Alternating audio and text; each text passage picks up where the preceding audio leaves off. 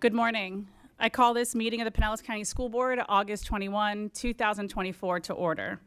We will begin with an invocation led by Pastor Don Pratt of St. Paul United Methodist Church, followed by the Pledge of Allegiance led by Vice Chair Carol Cook, and the National Anthem performed by Osceola Fundamental High School's Oasis Choir under the direction of Mr. John Campbell. Please stand and remain standing until the completion of the National Anthem. Pastor Pratt, good morning. Good morning. Let's pray together. Dear God, we know that you are a God of new beginnings. And so at the beginning of this school year, we come to you asking for your protection and your grace on students and their families and faculty and teachers and lunchroom workers and school bus drivers and custodians. And especially this morning, we come to pray for this board, that you would give them patience, that you give them wisdom and resilience and hope for what can be and a vision for what can be. We thank you that you love us. And God, I know that the people serving here love the students and families of this county. So help them know best how to translate that love into policies and processes that enrich their lives and bring them a bright future and hope. And we are grateful for the opportunity to serve. And we know that's often one of the best ways we serve you is through serving others. So please bless this board in this coming year. Bless them with the wisdom and grace. Help them enrich the lives of those who are participating in education in our county. And God, give them joy in what they do. For we pray these things in your name. Amen.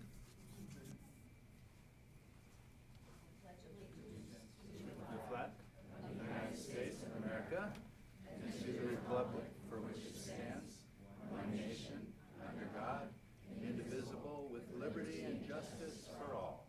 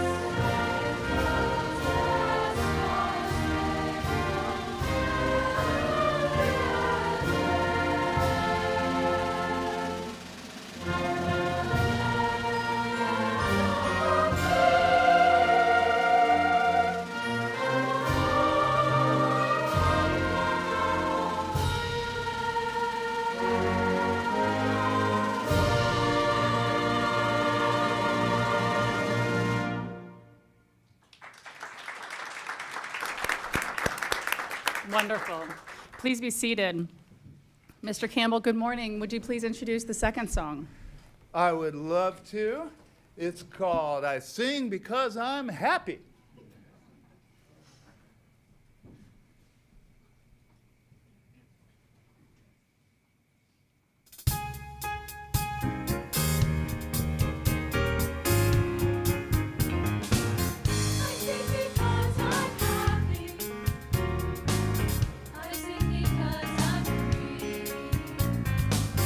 His eyes on the sparrow, and I know he watches me.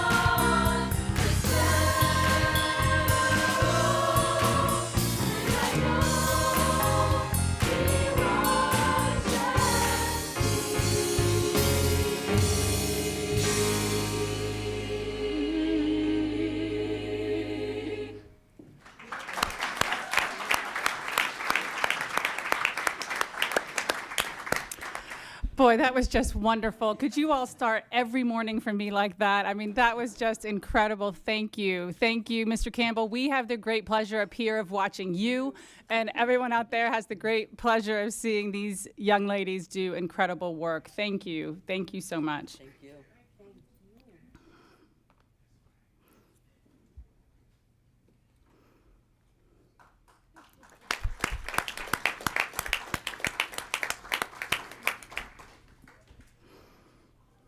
It certainly makes us all happy. Just wonderful. Thank you. So another happy celebration. The first day of school, in case you missed it, was a week ago last Monday. It was really wonderful to see so many board members participating in the first day of school and getting out there and seeing students and teachers and getting it started. So we're going to see a video celebrating our first day of school. On the move, on the move.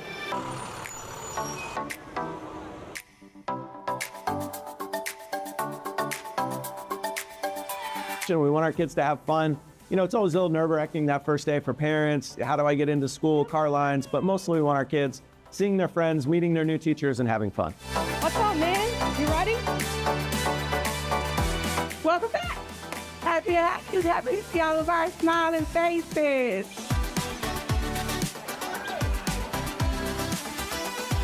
Welcome back. We cannot wait to serve you this year in Pinellas County. Remember, we are an A district. Learning is a priority today. Again, welcome to school on this very first day at 74th Street Elementary in A school.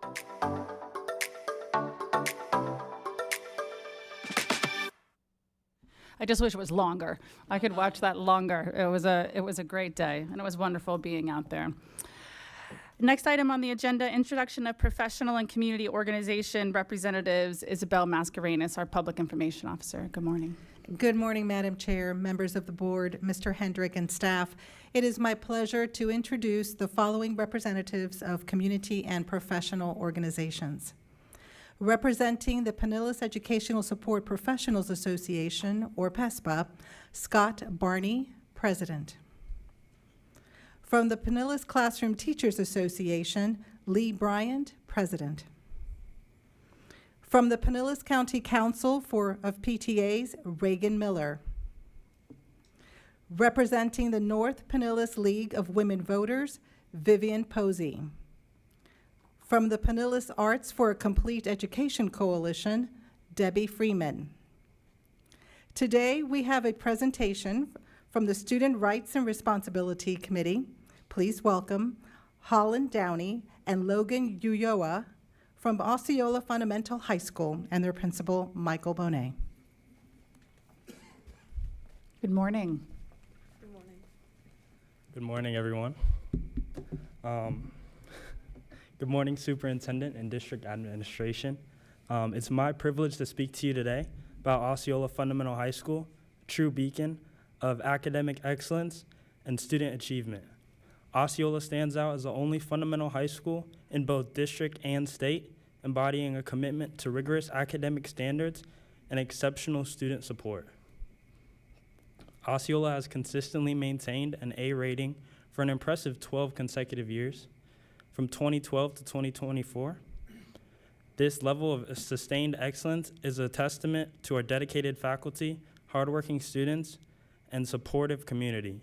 In fact, our school has earned a spot among the top 100 high schools in Florida, according to U.S. News and World Reports, for 7 consecutive years. Such recognition underscores the high standards we set to achieve year after year. Beyond academic excellence, Osceola is proud to have received the prestigious 5-Star School Award every year from 2013 to 2019. This honor reflects the staff and teachers' comprehensive approach to education involving students, parents, and the community in creating a thriving school environment. Furthermore, Osceola is the first high school in the district to achieve AVID certification, solidifying our commitment to preparing students for college and career success.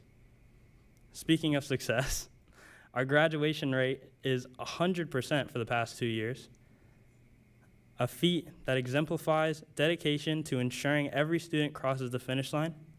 Additionally, 80% of students achieve college and career acceleration, reflecting their preparedness for the challenges of higher education and beyond. Osceola offers a wide array of classes with over 27 AP classes, 3 ACE classes, and a distinguished Academy of Distinction for Culinary Arts, providing students with diverse opportunities to excel in their areas of interest after graduating.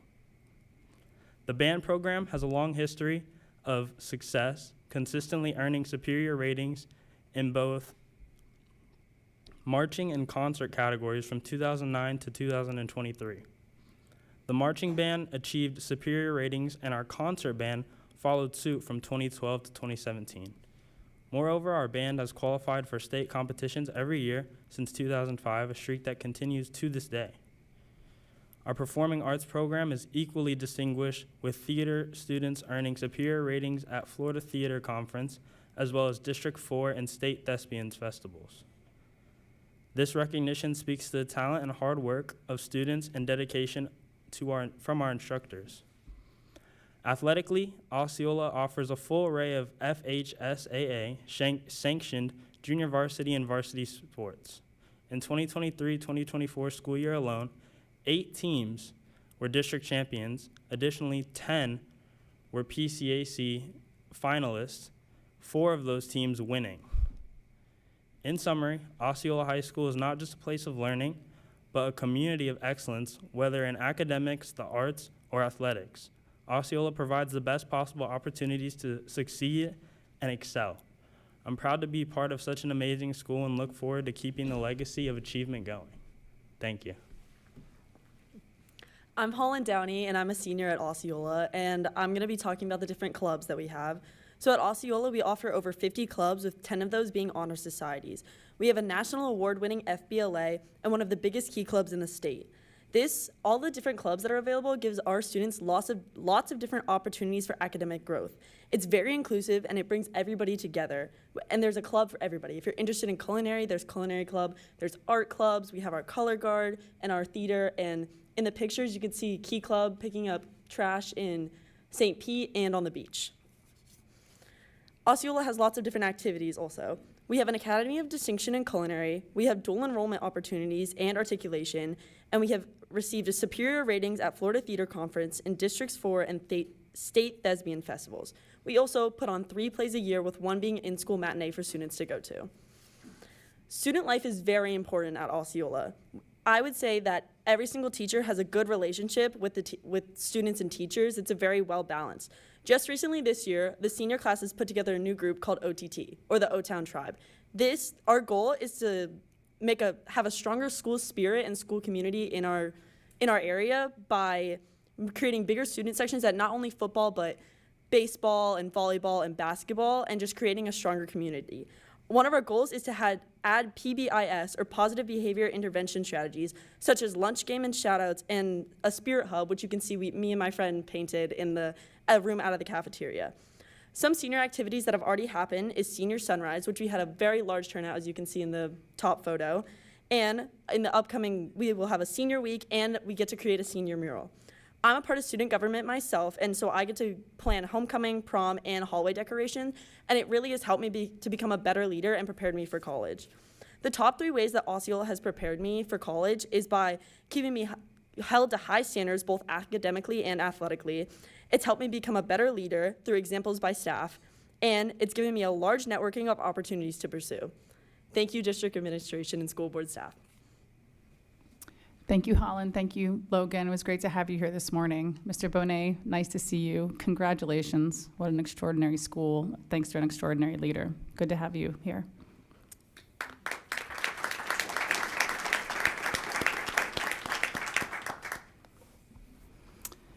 Next item on our agenda, are there any amendments to the agenda, Mr. Hendrick? Madam Chair, there are no amendments.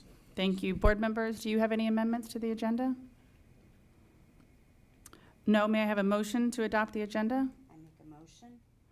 Motion from Mrs. Long and a second from Mrs. Cook. All those in favor say aye. Aye. Any opposed?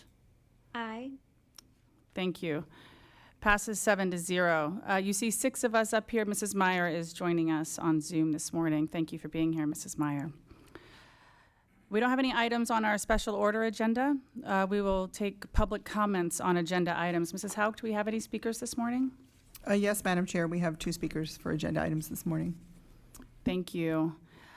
I'll read our statement regarding public comments. Members of the public have 3 separate opportunities to address the board when we gather for a business meeting. The first is public comment on agenda items, as we're doing now. The second is a public hearing, most of which are policies. And the last is after our meeting, when speakers may address the general business of the district. At each opportunity for public input, board members are here to listen to you. This is not a time for interaction, but the board will take your comments into consideration before it votes on the agenda items. The board is committed to a standard of civility and decorum in conducting our meetings. This includes refraining from clapping or making audible noises during or after a speaker's comments. We appreciate you assisting us in maintaining a civil and constructive environment. Lastly, please note that this meeting and all public comments will be broadcast live on the internet, and the video will be publicly archived. Members of the public may always communicate with the board through our email address, board@pcsb.org, or by calling the board office at 588-6300. Thank you. Mrs. Hauk? Thank you, Madam Chair, board members, and Mr. Hendrick.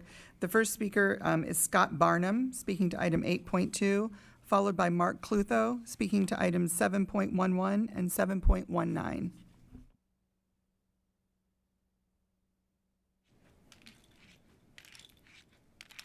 Good morning.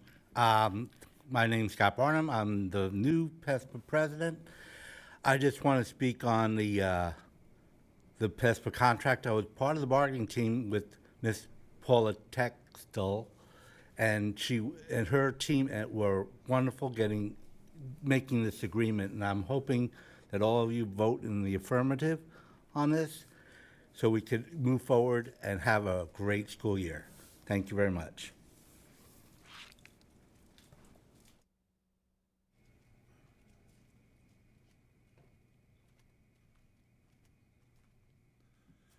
Mark Clutho, Largo.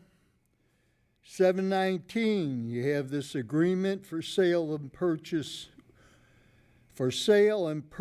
with Habitat for Humanity. That should read Habitat for Stupidity. All those houses they're making are all wrong. Just like the way you're making your schools. All wrong. Go to 7-Eleven, apprenticeship training program. And, you know, there's an old saying, the proof is in the pudding. You know, the results. We have the headlines. Great Barrier Reef ebbs away. Largest coral reef in the world. Heat wave, another warning from Planet. Study says extremes are becoming common. Even as climate risks rise, short-term thinking prevails. And this one, monarch butterfly numbers have dropped this summer in Midwest. And then here, how Debbie eroded Tampa Bay beaches. Category 1. Oh, what happens when the Category 3, 4, 5 hits Tampa Bay? It's going to be bad. Very bad. The thing is, 99.9999 of what is being built is wrong. All wrong. You see all those pictures of the new Ray's home and all that construction all around it, all oriented wrong, just like you did with that Clearwater High School. And these are the resulting. Madam Chair, there are no more speakers. Thank you. Item 6.1 is a public hearing to consider the amendments to policies 2460, exceptional student education, and 5630.01, seclusion and restraint of students with disabilities. This is the second reading, and there are changes since the first reading. May I have a motion and second to approve this item? Move for approval. Second. A motion from Mrs. Edmond and a second from Mrs. Long. Mr. Hendrick, would you please introduce this item? Thank you, Madam Chair. As we shared at a workshop recently, every 3 years we must update our progression policy and overall policies for students with disabilities. And with us today to explain those changes and facilitate the public hearing is Leanna Eisen, our Director of Strategic Planning. Good morning, Madam Chair, school board members, Superintendent Hendricks, staff, and community. Today we're proposing amendments to two policies, Policy 2460, Exceptional Student Education, and 5630.01, Seclusion and Restraint of Students with Disabilities. I'll begin with an overview of the specific process for revising Policy 2460, which is driven by the Florida Department of Education. Like Mr. Hendricks said, every 3 years, the Florida statutes require districts and school boards to submit procedures for instruction and services to ESE students and families. The process and the document are referred to as the ESE Policies and Procedures, or the ESE PNP. State and federal funding are dependent on the FDOE's approval of the district's PNP. The process for amending Policy 2460 begins with the Florida Department of Education's release of the PNP form. PCS staff then respond to the questionnaire about district practices. District staff engage with the Department of Education in iterative revisions to the form based on feedback from the Department of Education. Then the FDOE approves the document and requires that school boards incorporate it into policy, which is PCSB Policy 2460. If approved today, the district and school board will meet the state deadline for school board approval of a policy for the ESE PNP by August 30th, 2024. Due to the nature of the iterative process with the state, there have been changes to the PNP since first reading. The specific amendments to the school board policy 2460, exceptional student education, reflects the new revision date and the effective dates of the ESE PNP. While the school board policy appears to have a lapse between effective dates, PCS is and has remained in compliance with all state and federal ESE requirements. The PNP itself is incorporated into school board policy by reference. The substantive changes to the PNP are detailed in the agenda item, along with the 3 changes that have been made since first reading.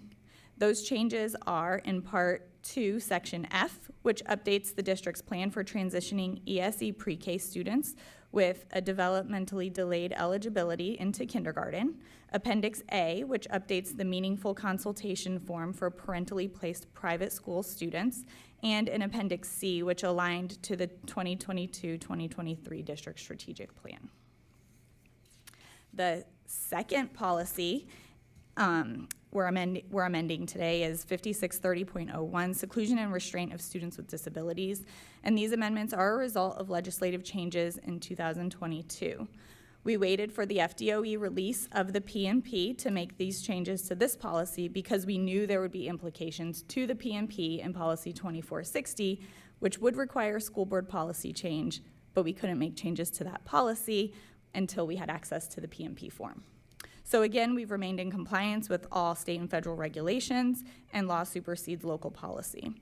Legislation was updated to prohibit the use of seclusion, prohibit mechanical restraint, and limit the use of restraint in education and discipline.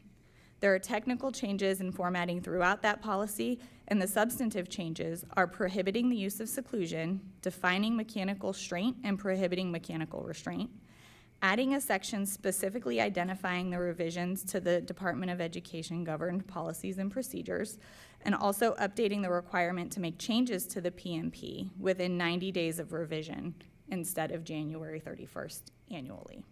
We recommend approving the amendments to these two policies. Thank you. Mrs. Hauk, are there any public speakers to this item? No, Madam Chair, there are no speakers for this item. Thank you. Board members, any discussion? No. We have a motion on the floor and a second to approve item 6.1. All those in favor say aye. Aye. Any opposed? Passes 7-0. Thank you, Ms. Eisen. Our consent agenda. May I have a motion and second to approve the consent agenda? Second. Motion from Mrs. Kane and a second from Mrs. Cook. All those in favor say aye. Aye. Any opposed? Passes 7-0. Our non-consent agenda, item 8.1, setting a public hearing and authorizing the advertisement of the public hearing to consider the amendment to policies 2250, fundamental and magnet schools. This is the first reading. May I have a motion and second to approve this item? Motion to approve. Second. Motion from Mrs. Long and a second from Mrs. Edmond. Mr. Hendrick, would you please introduce this item? Yes, thank you, Madam Chair. It always feels strange at the start of school to be talking about next year's enrollment policies and all of that, but it takes that long to run the whole program and all the fairs and everything in between. And so as Mr. Oskowski introduces this and shares the changes and updates this year, I want to remind the board at our workshop when we talked about separating policy and procedures, and it's taken a long time for us to get here today. But what we'll be looking at is what is the board policy, and then what are those procedures that allow us to implement and respond to parent concerns quickly and not have to wait for another year to change the policy. And so Mr. Oskowski and team, as well as our legal team and certainly the board's input, have developed this. And so our Director of Student Assignment, Mrs. Ellen Truskowski, will explain these updates. Thank you. Madam Chair, school board members, Mr. Hendrick, and staff, as discussed at the board meeting on July 23rd, amendment to policy 2250, fundamental on schools and magnet programs is being proposed. Input and feedback is gathered throughout the school year, reviewed by a committee before coming forward. Separation policy and procedures, as Mr. Hendrick indicated, makes it a little bit easier for stakeholders to clearly understand the overarching goals of policy versus the steps needed to achieve them in procedures. Also gives us a little bit more flexibility, as procedures often require updates due to operational changes, technical advancements, or logistical shifts.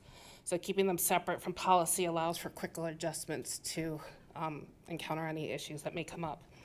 Overall, it'll help with more effective governance, smoother operations, and better alignment between the strategic goals and daily practices. Other proposed changes include program changes. We're expanding the new dual language programs at Bardmore and Oak Grove by a grade level, and we're adding the addition of an integrated pathway to Gibbs Pinellas County Center for the Arts. We've added a lot of clarifications in there, rearranged some tables, technical edits, defined acronyms, and languages to the Centers for Gifted Studies waitlist in South County. Content changes included changing some of the geographical application and transportation areas, waitlist invitation period end dates. We changed the rank of the military priority in accordance with the state law. And then new professional courtesy for non-school-based employees. And then we removed the waitlist exemption for the Centers of Gifted Studies and Literacy Innovation after consulting with our legal team. A full account of the changes was included in the 25-26 DAP summary of proposed changes. That document was presented at the July 23rd workshop. This is the first reading for the proposed changes. Thank you for consideration. Additionally, as he said, it's never too early to begin planning for the 25-26 school year. District application fairs will start up on October 10th at Tarpon Springs Middle. We have another one on October 24th at Largo High, and one at October 24th at Northeast High. And on September 24th, we'll be doing the Facebook and YouTube Live event to try to help parents navigate all the different options and some tips and tricks on how to find the best school for their needs. Once again, thank you for your consideration. Thank you. Thank you, Mrs. Truskowski. Any board discussion on this item? I would just say it is a significant program to manage, and we recognize that, both as parents who are moving through it ourselves and as school board members. And I want to say thank you for your work over the years and consistently updating it and being very stable, especially during the start of the school year gets closer and people are asking and there's a lot of questions. And with the new school opening at Mangrove Bay, I'm just taking the opportunity on this subject to acknowledge that that's a lot. And I really appreciate you and your office's work in that. I have a good team, so thank you very much. You do. And we had a really strong discussion on this item at that July workshop. I think there's a lot of good updates to it, as well as soon updating the website as well, and hopefully facilitating a more streamlined, good user interface when parents are looking at what their options are and being able to navigate that. So I'm looking forward to that too. Okay, with that, we have a motion and second on the floor to approve item 8.1. All those in favor say aye. Aye. Any opposed? Passes 7-0. Thank you. Item 8.2, request approval of negotiated agreement with Pinellas Educational Support Professionals Association, or PESPA. May I have a motion and second to approve this item? I made the motion. Second. Motion from Mrs. Long and a second from Mrs. Peters. Mr. Hendrick, would you please introduce this item?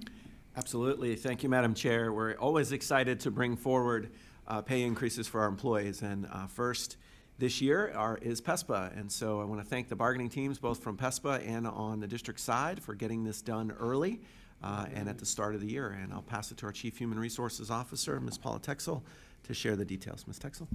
Good morning, Madam Chair, school board members, Mr. Hendrick, and staff. I am thrilled to be here this morning to request approval of the tentative agreement that we have reached with the Pinellas Educational Support Professionals Association, or PESPA. I do want to thank our PESPA leadership for a great bargaining session, including Jamie Beck and her work through this process. Employees in the group, I just want to give a quick overview of what the tentative agreement was reached. The groups covered by PESPA bargaining unit will receive an hourly increase of 75 cents per hour. This will be retroactive to July 1st. The school board will pay 80% of the increase in healthcare costs, with the employees paying 20% of the increase. The school board will also pick up the $300,000 for the increase in the FRS contribution for all employees. We also came to an agreement on various contract language changes, which are noted in the agenda item. This did go out for ratification last week and passed with over 96% approval rate from the group. So again, that has been consistent over the last couple of years, which is very promising and very exciting to us as well. So all increases, if approved today, will be retroactive, as I said, to July 1st. And if approved today, employees will be receiving those raises in their checks, as well as the retro pay on September 30th. And I do have to give a shout out and a thank you to our payroll department for really working ahead of the game, so to speak, to get these raises and the retro to our employees in a very, very timely manner. So we appreciate that. So on behalf of the superintendent's staff, we are recommending that you approve this agreement with PESPA this morning. Thank you, Mrs. Texel. Board members, is there any discussion? No? Okay. We have a motion and second on the floor to approve item 8.2. All those in favor say aye. Aye. Any opposed? Passes 7-0. And Madam Chair, if I could take another moment, Yes, I want to ma'am. give just a quick update.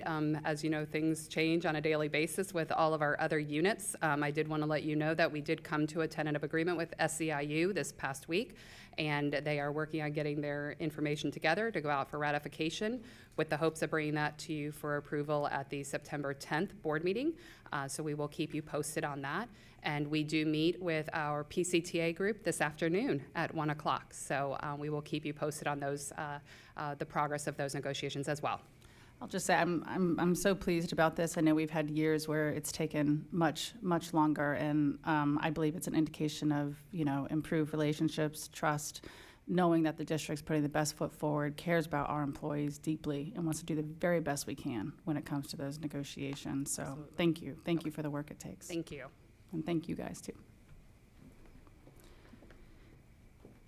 Okay.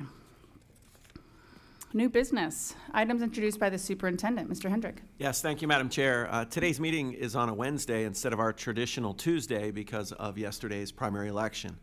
And running for office is a noble endeavor and part of what makes our 250-year experiment with democracy work. It's difficult and exhausting to run a campaign, and so on behalf of the entire Pinellas County Schools community, I congratulate each candidate who ran and some who continue to run for school board office. We thank you for your interest in supporting our children, public schools, and democracy. And of course, last evening, 2 of the 3 school board races on the ballot were decided, and I congratulate our school board chair, Mrs. Laura Hine, and school board member Eileen Long on your victory. So look forward to working with each of you in support of our students and children and all of the board over the next several years. So congratulations to each of you. As was shared at the start of the meeting with the video on the start of school, we are now in day 8. 4.4% of the school year is over. But I want to thank all of our board members who attended the first day but have been out in schools each of the last 7 days. Energy and excitement was really high, and I thank our teachers and staff for making the school first day and all really that first week really special. It needs to feel different, it needs to feel exciting, and certainly it was, not just in the schools where you saw some video footage, but really at every school in the district. The start of the school year also brought new changes from the state regarding school safety, including the locking of all buildings and doors of every building on campus all time students are on campus, not just the exterior gates, but literally every single school building. And that has been an adjustment and a challenge at some schools, and especially for after-school activities, as students, parents, volunteers, coaches, and others try to navigate what in some cases is a patchwork of buildings across our campuses. We will continue to follow the law and work to implement that despite the challenges, but it's also important to remember that it's not just about locked exterior gates and doors. It is about a mindset of safety in everything we do, not just physically, but in mental health and in protecting children and our employees in everything that we operate. And so as part of our safety efforts as a school district, I joined Pinellas County Sheriff Bob Gualtieri and our own school's police chief, Luke Williams, in a video that was shared with all students and staff last week. And I want to take just a moment to share that video with the community to talk about that mindset of safety. Welcome back to Pinellas County Schools. As we start the new year, let us remember that safety starts with each one of us. Every day, thousands of students like you attend schools in our community. And while school is a place for learning and growth, it's also crucial for everyone to feel safe and secure. School safety is not just the responsibility of teachers and staff. It is something each one of us plays a part in. Whether you're in the classroom, on the playground, or walking in the hallways, safety is everyone's responsibility. Imagine you notice something that doesn't seem quite right. It's a stranger in the hallway or an unattended backpack. Or if you see something that makes you feel uneasy or seems out of place. Do not hesitate to speak up. Tell a teacher, a counselor, or any trusted adult. Reporting what you see could make all the difference. Or go online and use the Say Something Anonymous reporting system or the 4to5 Florida app.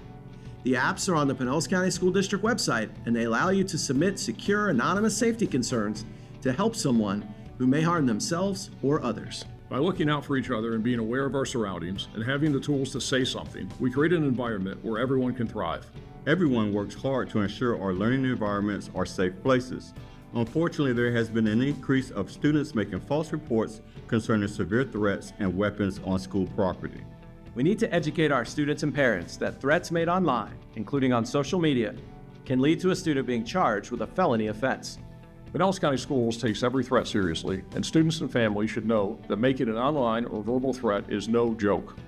Remember, if you see something, say something. It's no joke, and it's not just a phrase, it's a commitment to keeping our schools safe.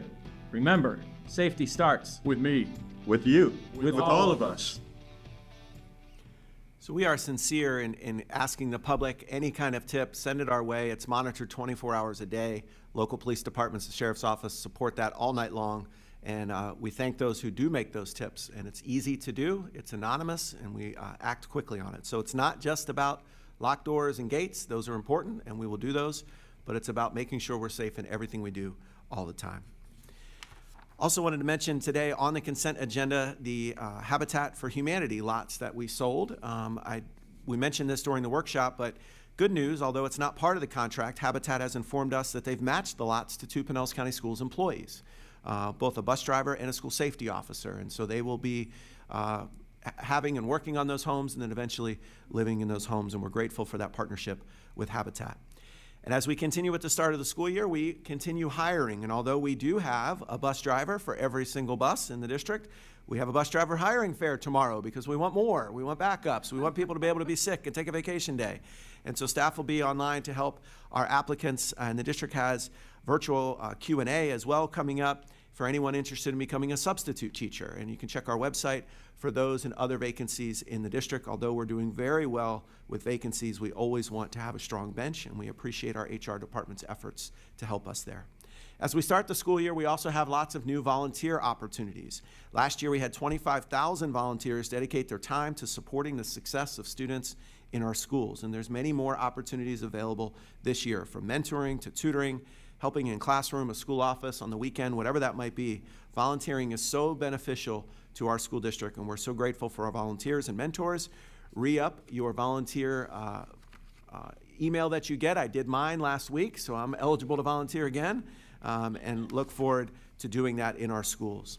And finally, as I do at each school board meeting, I want to recognize a superintendent standout who's been nominated by one of their peers for great work. And in this first couple weeks of school, I want to recognize Aubriana Kimbrough, a mathematics teacher at Meadowlawn Middle School. She, like many outstanding teacher leaders, recently lent her talents to her peers during our district-wide training day. And she taught sessions all day long, helping to show teachers across middle schools in our district high achievement strategies and how she gained such great learning gains and achievement with her students last year.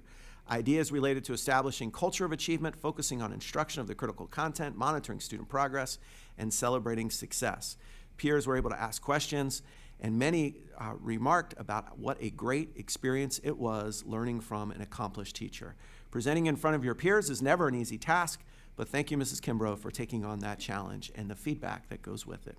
Congratulations to all of our teachers on a great start to school, and thank you for the work all of our employees do each and every day. Thank you, Madam Chair.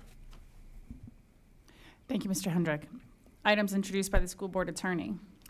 I have no items today. Thank you. Thank you. Items introduced by the board.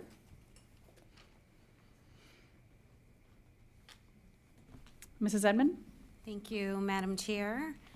It's been great to see just the excitement from teachers, staff, and families at the beginning of the school year, as well as receive feedback regarding areas of improvement. So I continue to encourage both staff and families to provide that information or share their concerns with the school board. Yesterday, I had the opportunity to co-chair the Pinellas Community Alliance meeting, and there was great discussion regarding several things that are important to us as a school district, which is the wellness and care of the children.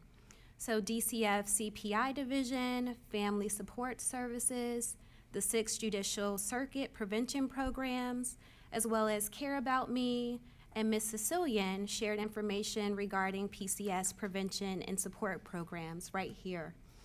And just some of the key takeaways for me was the excitement about knowing that we have programs in our schools that many of the people on the call were unaware of. So continue to raise awareness regarding the services we provide, as well as advocating for the things that we need to support our students. JWB will be allocating funds for a Pinellas Community Alliance coordinator to assist the committee. And once the minutes are available, as well as supplemental information, I'll share that with the board. Also, I had the opportunity to attend Dr. Cho's first convening of the Youth Health Committee Governance Group, and ultimately the goal of that group is for 25 to 30 juniors or seniors throughout the county to provide a youth-led public health awareness campaign or whatever they decide that to look like, again, because it's youth-led. So I'm looking forward to hearing student voices on what they think is important and how we can best help them address some of the public health issues. Last but not least, I'd like to thank Mrs. Dahl and Ms. Eisen, as well as board members Hine, Peters, and Myers for a productive discussion during our legislative committee meeting that I chaired last week, as well as inform everybody or remind everybody that our recommendations for the FSBA platform, as well as the consortium, are due early September. I look forward to continuing discussions with you all, as well as advocating with the board on behalf of Pinellas County Schools. Thank you. Thank you, Mrs. Edmond. Any other board reports for today? No? Thank you. Seeing no other business, I adjourn this meeting and we will move to public participation. Mrs. Hauk, are there any speakers? Yes, Madam Chair, we have 3 speakers. Thank you. I'll read our statement regarding public participation at this time. We're now receiving public comment on the general business of the district. Please note that the views and comments that expressed by the speakers are their own and not endorsed nor sponsored by the school board or district. We cannot ensure the accuracy of statements made, but will review concerns that are raised and take appropriate action, which may include clarifications or the referral of speakers to the proper staff member for assistance. The board is committed to a standard of civility and decorum in conducting our meetings. Additionally, please note that although board members or Superintendent Hendrick may leave the dais briefly, there are speakers in the back room and we will continue to be able to hear your comments. Thank you. Thank you. The first 2 speakers are Lee Bryant and Mark Clutho.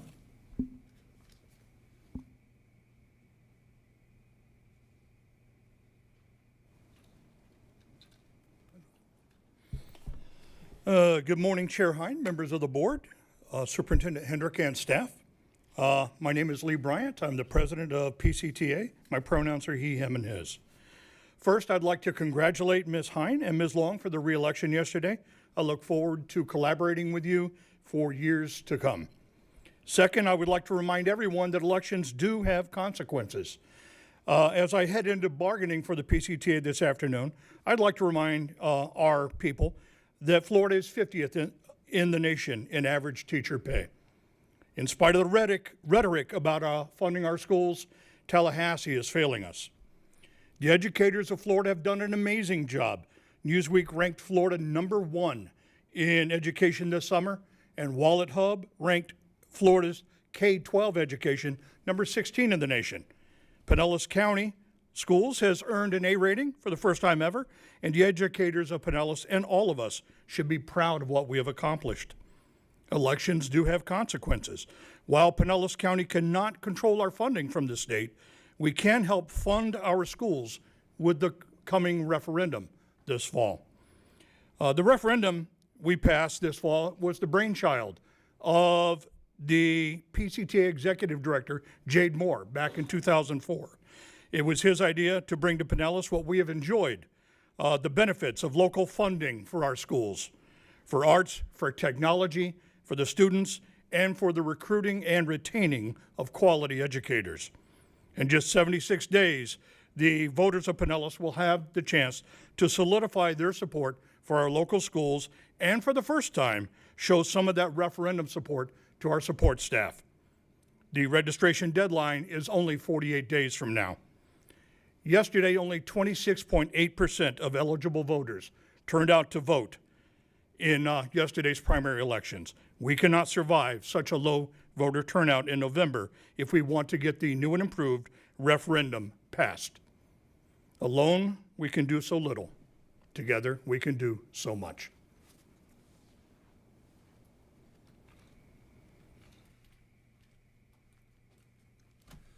Mark Clutho, Largo. Well, the Moms for Stupidity didn't do so hot yesterday. And I had a meeting with my lawyer since the last meeting. And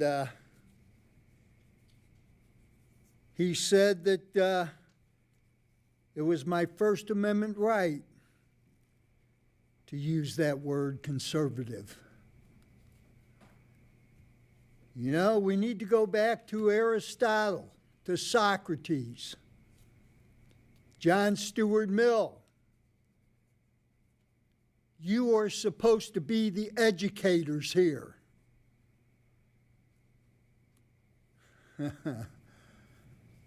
Yeah.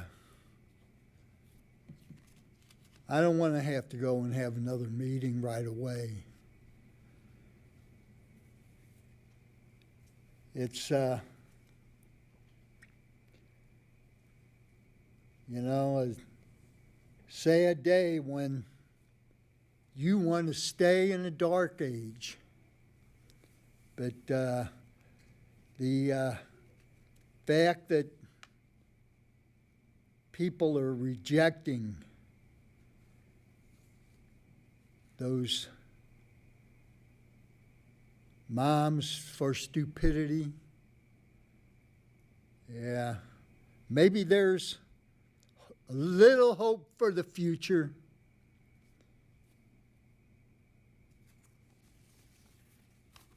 There still is this, a very ominous sign.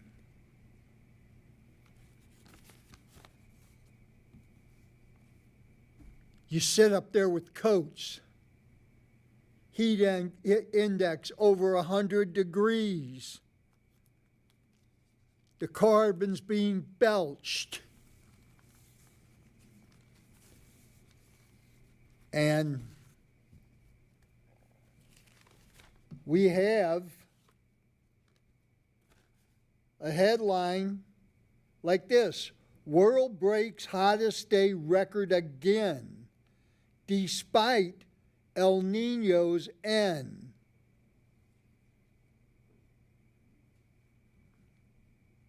That's not good. Not good at all. Yeah.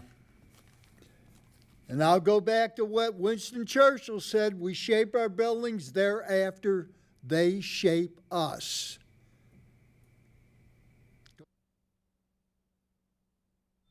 The next speaker is Sarah Peacock.